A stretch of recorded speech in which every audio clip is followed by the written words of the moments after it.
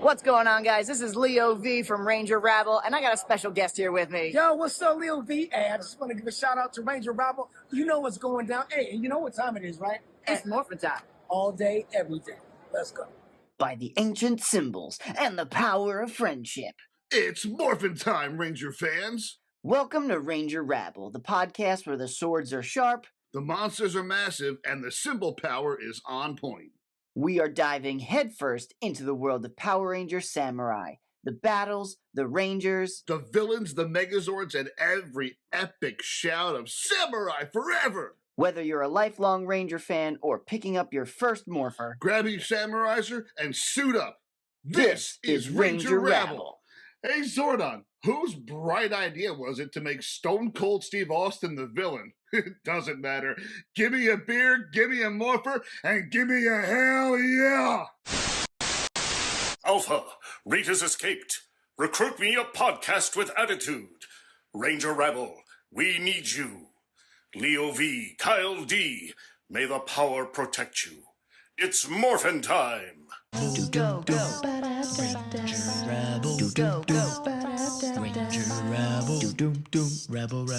Ranger Rabble. What's going on, guys? Welcome to another episode of Ranger Rabble. As always, I'm Leo V. And I'm Kyle D, and today we're talking about Power Rangers Samurai! Rangers together! Samurai forever! You know, certain things you get used to throughout a season, and that is just not one of them. No. That and Emily's piss poor acting. I promised my big sister to work hard so that I can be as good a fighter as the rest of you. Well, you know, yeah, it was. Yeah, a lot of them. A lot of them were bad. Let's just start out by calling a spade a spade. Some of the acting was not great, even for a kid's show. You have always trained with discipline and honor, knowing that it is your destiny to join the Power Rangers. Proudly. That's what it means to be a true samurai. First of all, were their parents samurai rangers? Is that why they have them? But samurai warriors defeated them with power symbols passed down from parent to child. So it's always been in like these families per se, and the responsibility just gets passed down from parent to child. Because I'm going to be honest, I watched maybe 4 episodes of this season, and I was like, as a kid when I was younger, and I was like, this is dumb. This is like Super Mega Force dumb. You know, it's one of those seasons that is extremely popular as far as if you were watching it back in the day as a kid at that point. It had a lot of the promotional value that the original series did, because Saban had just bought back his baby after Disney had kind of, I don't want to say not done anything great with it, but they didn't really utilize the franchise the way they could have. So Saban came back in and was like, I'm going to promote the hell out of this, and everyone will know Power Rangers again. Yeah, and like, it was good for a little bit, but like, it was mostly bad. It was like, why do the villains come through a void in the wall? How? What? Step on a crack, you get a bad guy attack. Overall, though, this season had some, I guess in theory, some cool ideas, but then in execution, it did not fully come together the way it needed to. And to make matters worse, they completely ripped off the OG theme. Oh my God. Yeah, again, but that's Saban, branding. You know, he said, what's gonna call back to Power Rangers? And, nothing calls back to Power Rangers like the fucking OG goat of all theme songs for Power Rangers, the Ron Wasserman classic.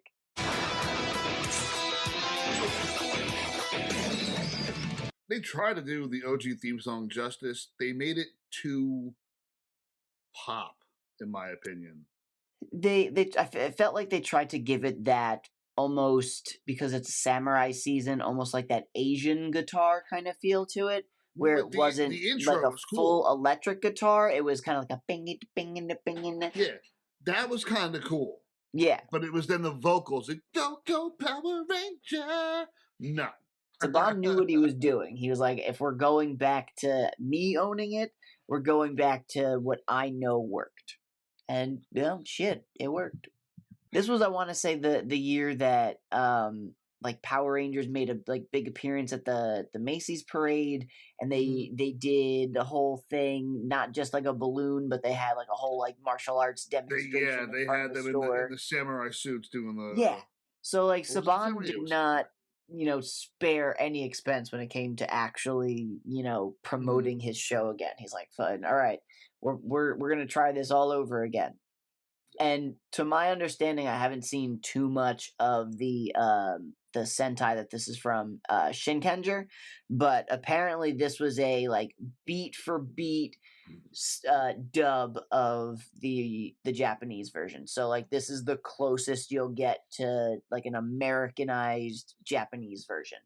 And I will give them credit where credit is due. The bad guys for this season, pretty cool looking. The villains are pretty cool looking. I still don't like the fact that they just come through a void, but like, hey. There's a simple explanation for that. You're started already, dude? Really? Really? As an adult, it may not be the best season that I've seen, but at the same time, there was some cool moments. And they also, what they did with the Red Ranger this season was, what's the word I'm looking for? It was a milestone, while also they raw dogged her real bad. It was awful. They treated Lauren like shit. Wait, Lauren?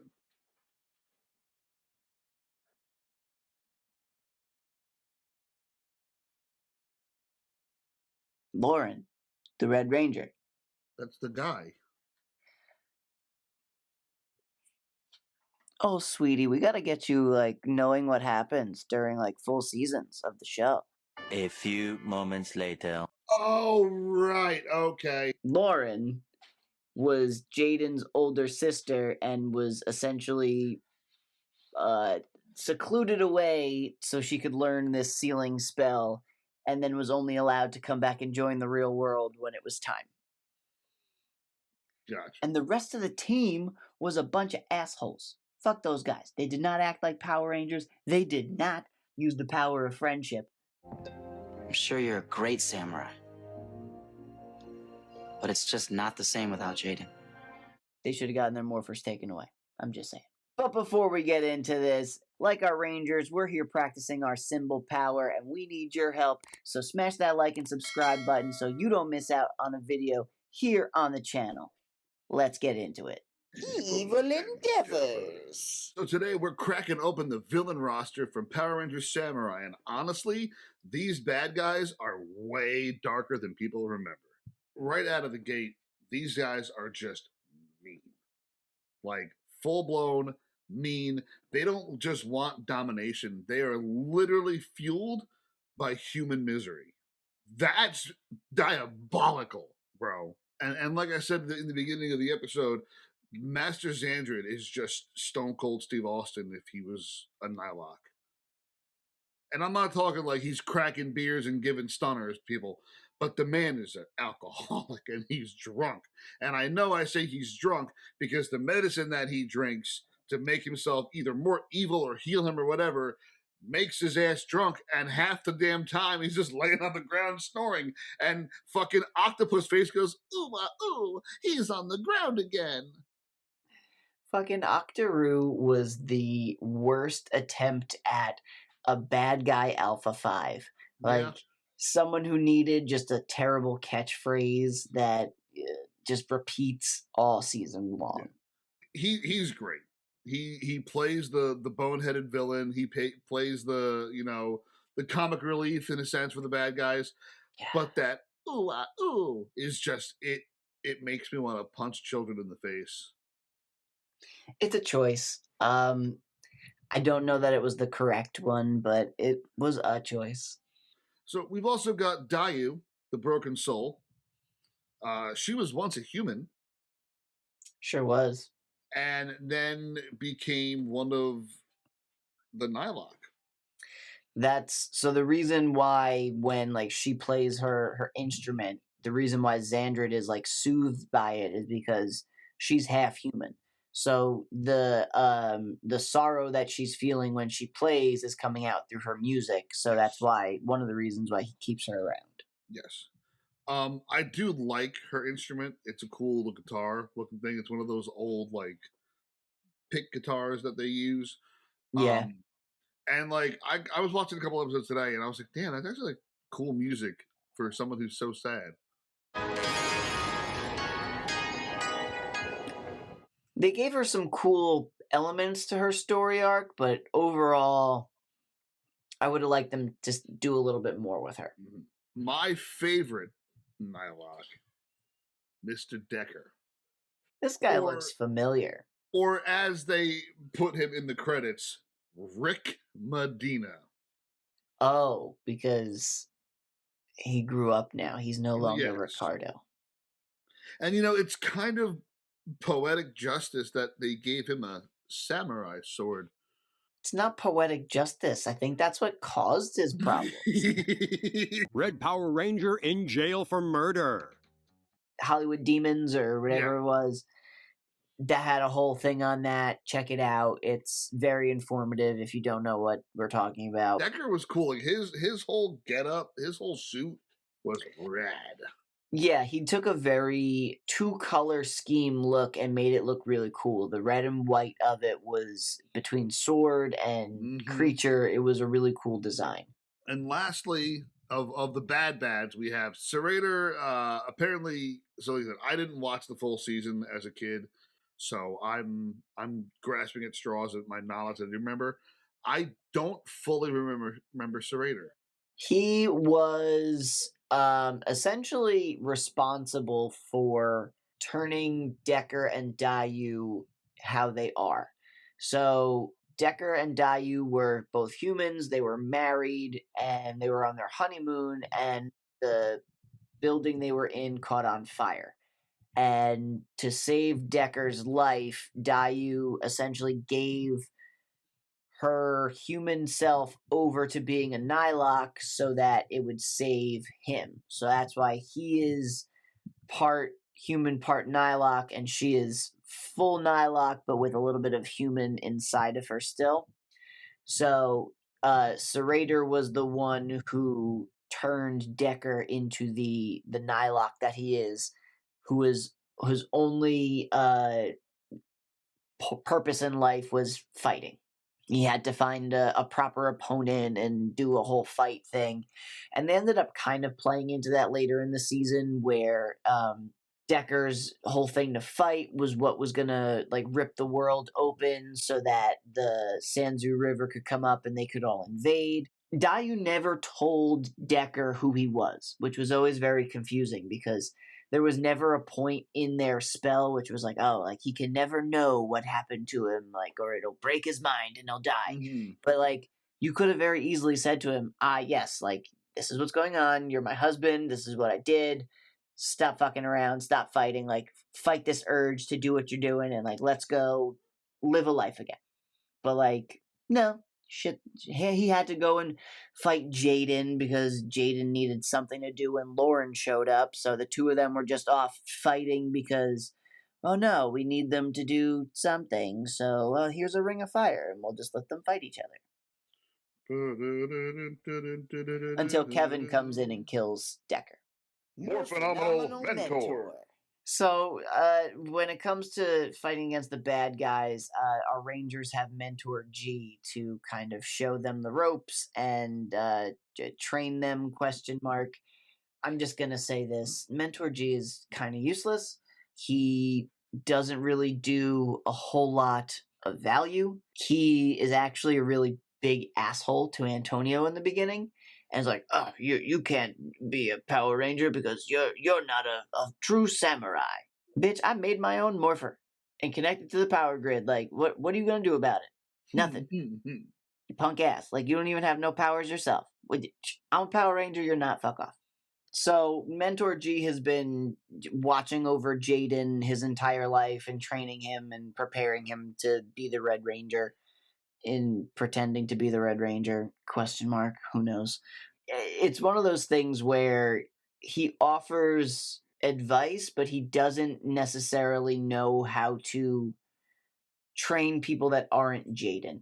He's very, okay, this is what works with Jaden, and this is what I know I'm going to do. And then when it comes to the other Rangers, it's like, no, they're different people. You kind of have to have a different strategy for this. And he was not really the most adaptable mentor in that aspect. No, he was dumb. I didn't like him at all. He was just like, you have to train. And that's all he says, keep training. And it's not like they didn't do that either. So, like, his insistence on that, it's like, bitch, what do you think we've been doing the whole time? All Kevin does is train. If Kevin's a minute late for practice, people get concerned because he's always there on time. Okay, enough waiting. It's time to take action. Even the command center for this season, the Shiba House, was not anything to write home about. Home sweet headquarters. It was more of an actual house than it was a command center. Like, yeah, and getting to that, so their viewing globe was a table of water that when you touch the water, it becomes a computer screen. One of those old school interactive tables where, like, they would have, like, oh, look at this table. Oh, no, this isn't a table. This is my video games. We can sit here and play, like, a touchscreen game on it. Yeah, but it was water. Well, yeah, I mean, like, that was just what it disguised as, but, like, it had, like, a water feature, which made no sense, but, like... Yeah, like, that why? Shiba House was just a setting for them to hang out. It really had no significant value. They had no alpha. They had no... Yeah, there was no assistant. There was... absolutely nothing. Awesome armory. So to fight against the bad guys, our Rangers have their weapons. So their morphers this year are the Samurizers, which are cell phones that kind of function like a Japanese paintbrush. They all have their spin swords, which are their main weapon with a little disc on it where they can kind of spin it around.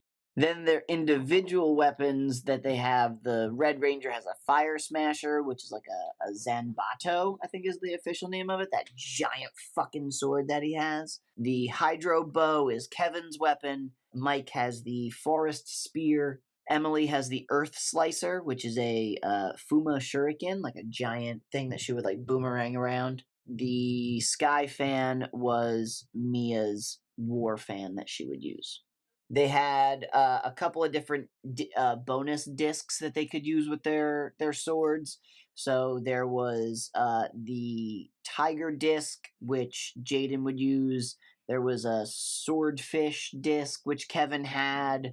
The Beetle disc, which would kind of turn Jaden's Fire Smasher into a cannon where they would like shoot the discs out of. That was kind of like their combined weapon, which was weird because you would think they would have found a way to combine their individual weapons, but that was kind of a bit of a cop-out there.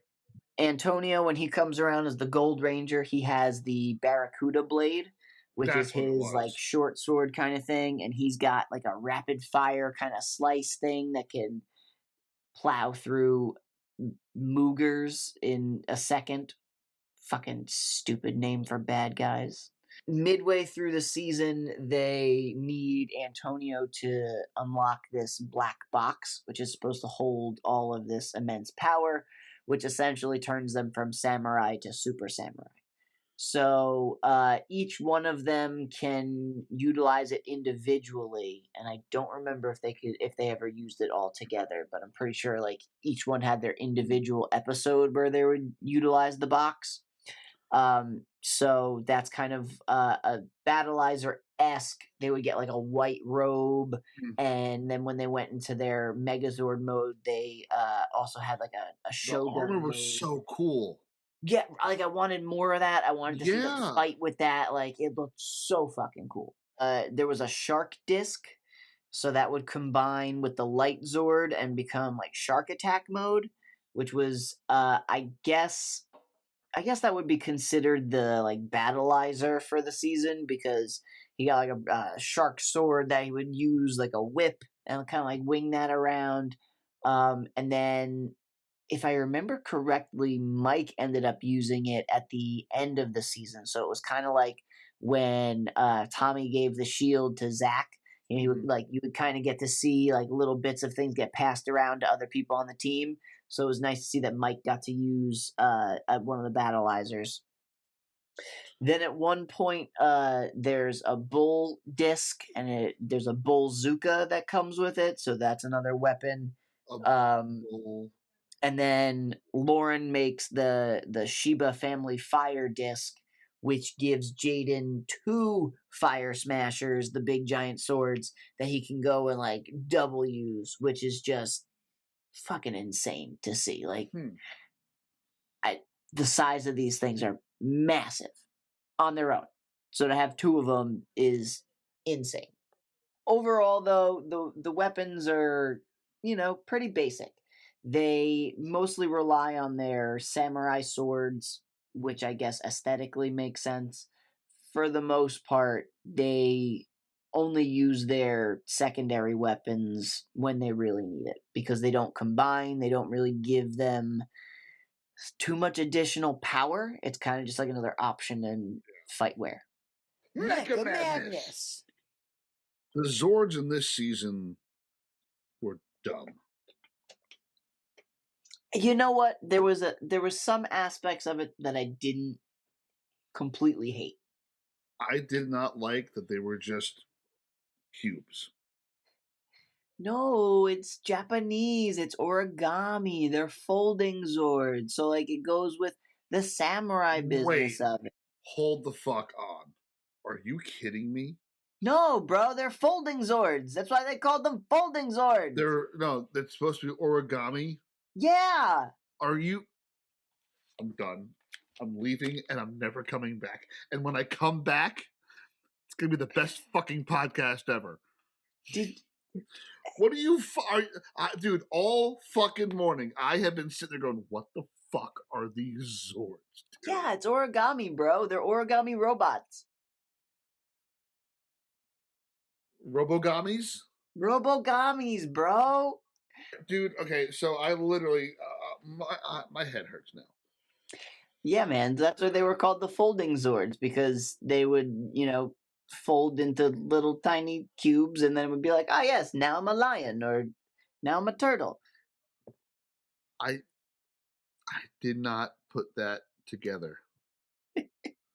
So the Red Ranger had the lion, the Blue Ranger was the dragon, the Green Ranger was a bear, the Yellow Ranger was an ape, the Pink Ranger was a turtle, and the Gold Ranger had like an octopus squid. There was also a Beetle Zord, Swordfish, Tiger. There was a crab, which would make the Claw Megazord, and he could kind of like do his own thing. Claw Megazord apparently had different directions.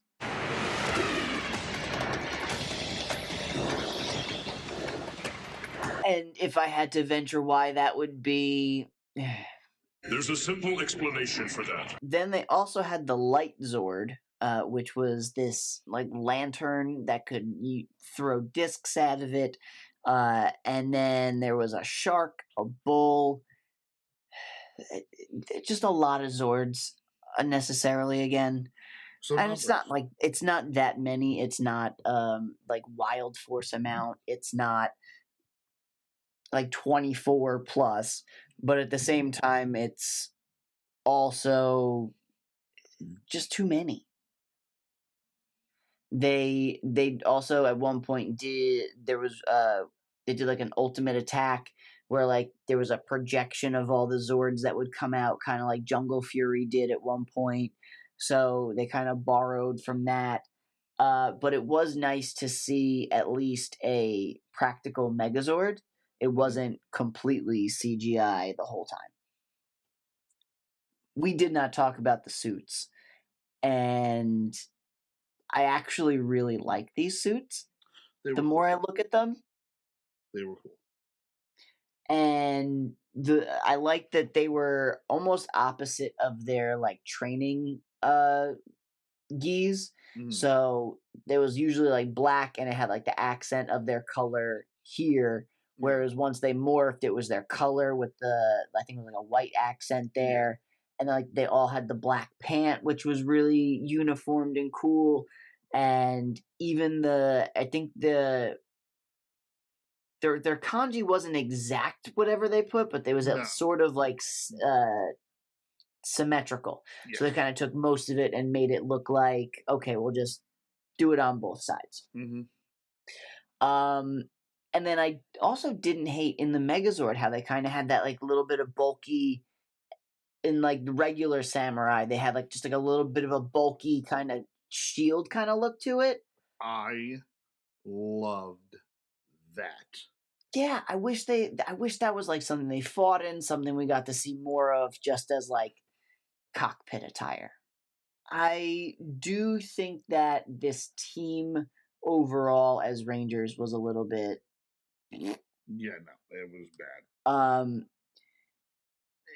Jaden was the like somebody who wasn't sure that he needed a team, but at the same time he like never stops fighting because he's just like I have to do this. This is my responsibility. His like secret fighting romance with Decker kind of got old quick. Just like go destroy each other, come back when you're done. And they just needed to give him something to do once Lauren showed up. Kevin was kind of annoying in general.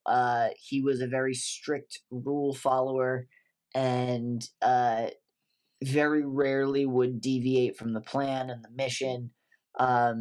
He was the only one that really stuck by Lauren as far as like a teammate.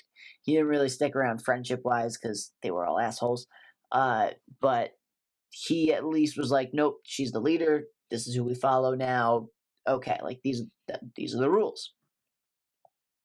Mike was mostly a immature video gamer at first, but eventually grew into being a strong asset to the team.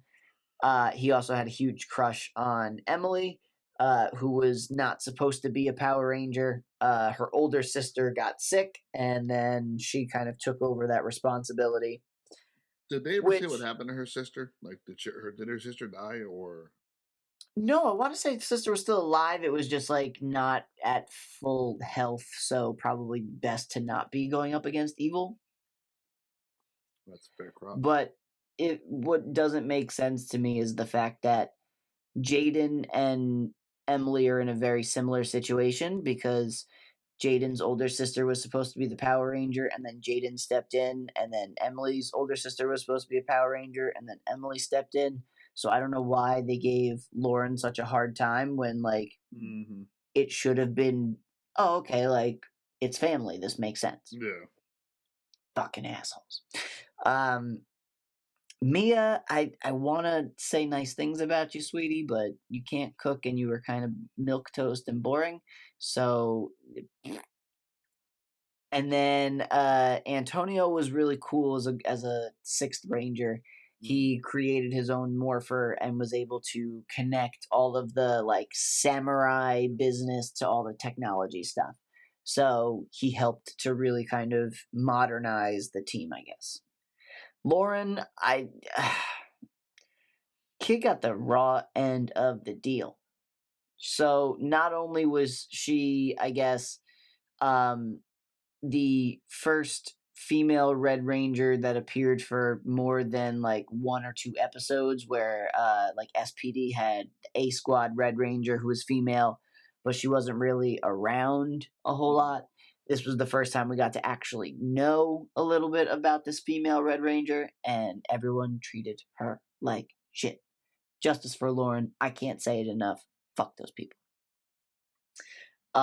So she was destined to put Xandrid away, but because he combined with Dayu at the end, he absorbed some of her human energy, and the seal that Lauren had practiced didn't end up working because it was supposed to work against a full Nighlok, not a half Nighlok, half human.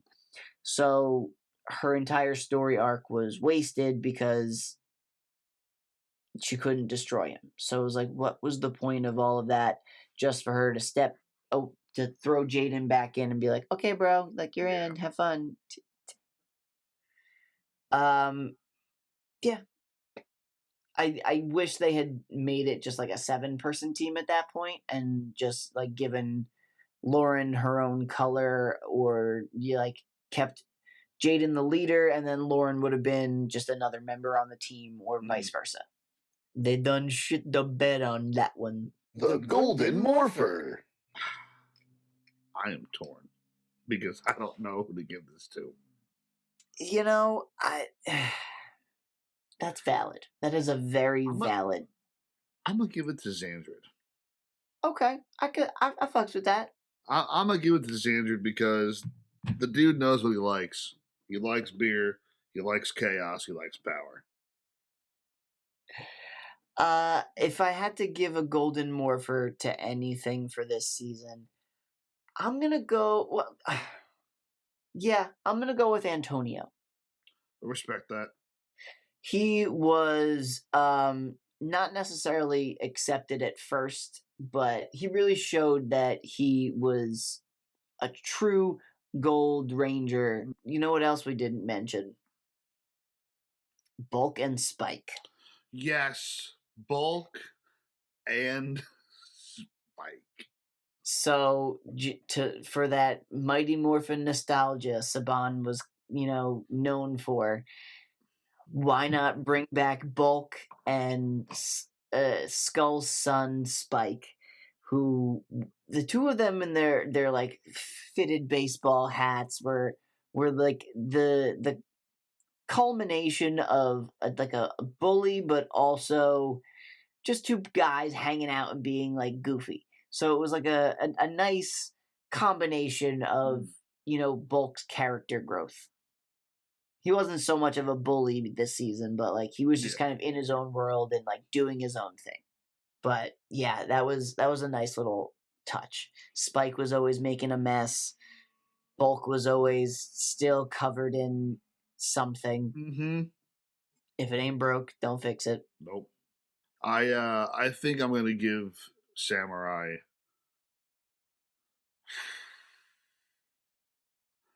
I'm gonna give it a 4.8. Okay. I think I'm gonna go solid 6 on this one. Okay. It had the potential to do some cool things, but overall the decisions that they made kind of held it back. So yeah, solid 6. I don't know about you, bro, but I am really looking forward to our next episode. We are going to have a super special guest here with us. If you have been watching this podcast at all, you have heard us sing the praises of this man many a time. The man, the myth, the legend, Ron Wasserman will be joining us here on Ranger Rabble. And as you can tell, we're just a little excited about it. Excited is an understatement. I don't understand how this happened. I ask less questions now. I just go with it. Yeah. So make sure you guys hit that like and subscribe button because you're not going to want to miss out on this episode. It's just going to be a fun one for us. The music that he has been responsible for and a part of throughout the years, if you don't know his catalog, it's crazy. Not just Power Rangers, Dragon Ball Z, stuff for reality TV, video games. Mm-hmm. So you've probably heard his stuff without even realizing it. Until then, I'm Leo V. I'm Kyle D. And well, it's morphin' time. Go, Samurai! Later, y'all. Later. Oh, and as always, may the power protect you. Thanks, guys, for checking out Ranger Rabble. If you haven't already, make sure you check out this next video that we're suggesting you because that's how the algorithm knows that you like what you're watching.